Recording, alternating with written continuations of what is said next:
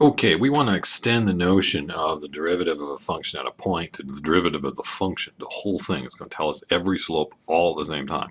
Okay, and so the notation is a little different. There's a couple different ways that people do it. I'm going to do it this way. Here's my function, y equals f of x.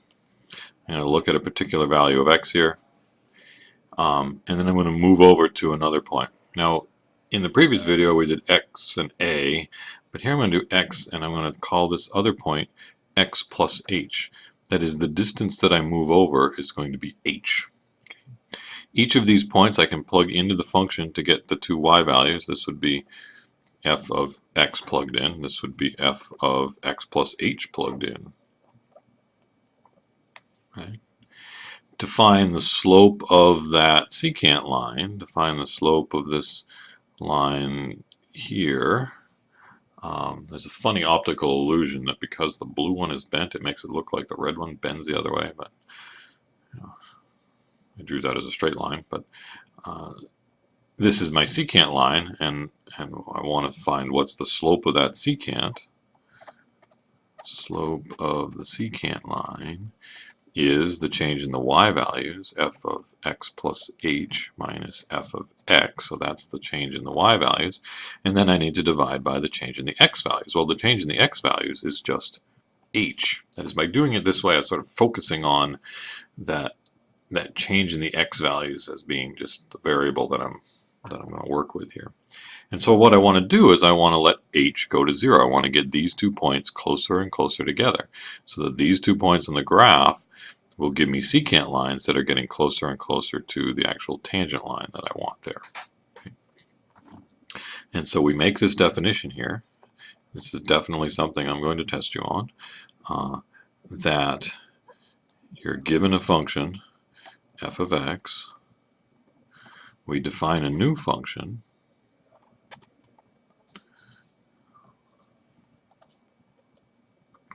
we define the derivative. All right, let's see if I can actually write this. Derivative of f to be this. And the notation I'm going to use is f prime of x is equal to the limit as h goes to 0 of the slope of the secant function here. So f of x plus h minus f of x all over h. Every function I can try this with. If the limit exists, let's say given that we define this, provided the limit exists here. I guess I should probably end with that.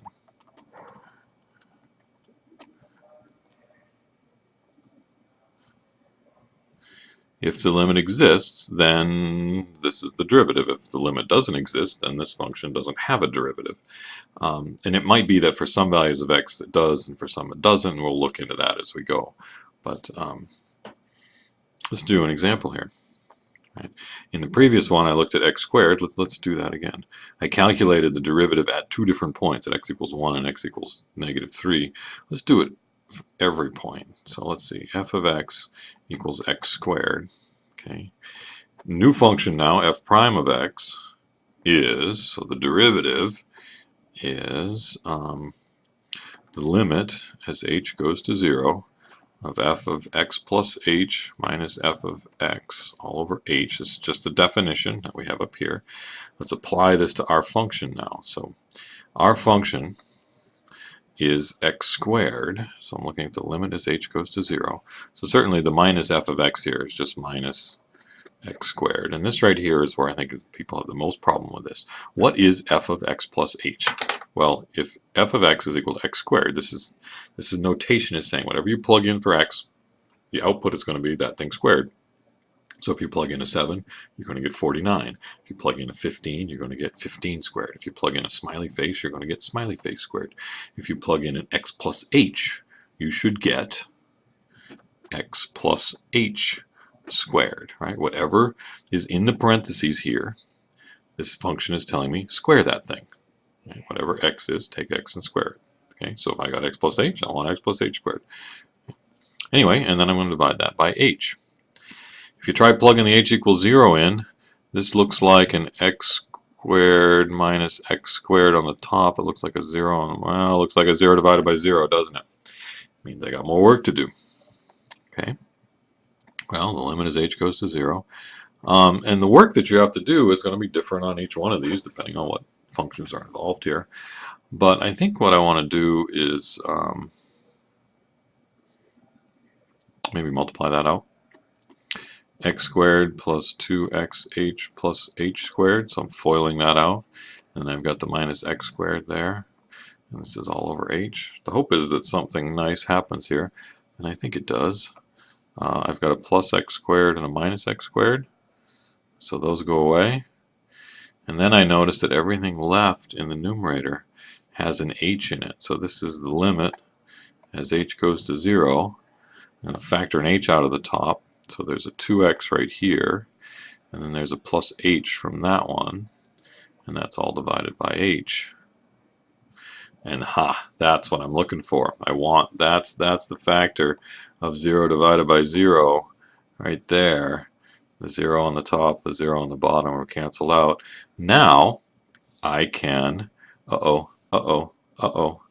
careful, this is the limit as h goes to 0, limit as h goes to 0, and all of a sudden I wrote x. It's still the limit as h goes to 0. And this is, so you got to be careful, because do you plug in for x or do you plug in for h? Well, it's h that's going to 0, so I plug that in. So this is 2x plus 0, and this is now 2x. Let me recap. For f of x equals x squared, f prime of x, new function now, is 2x. What is this telling us, right? So remember that y equals x squared was like this. Right? This is y equals x squared. This function right now should be telling us the slope of this one at any time, right? Note, at x equals 0, f prime of 0 is equal to 2 times 0, which is 0. It tells me, see if you agree with me, that at this point right here, the slope of the tangent line is 0. How about at x equals 1? F prime of 1 is equal to 2 times 1, which is 2. I think we calculated that in the previous video, right? The slope is 2 when x is 1. If you plug in at x equals negative 3, because that's another one we did, f prime of negative 3 should be 2 times negative 3, which is negative 6, which I think is what we got back in the previous one. This derivative function is telling you at any value of x, you pick the value of x, this function will tell you the slope of the tangent line to x squared, right? 2x is definitely a different function than x squared, but they're related because the 2x is telling you slopes of x squared. Let's end this video right here, and we'll do more examples in subsequent videos.